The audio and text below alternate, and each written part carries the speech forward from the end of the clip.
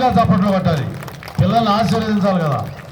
గట్టిగా మరొకసారి గట్టిగా చాలా చక్కగా చేశారు.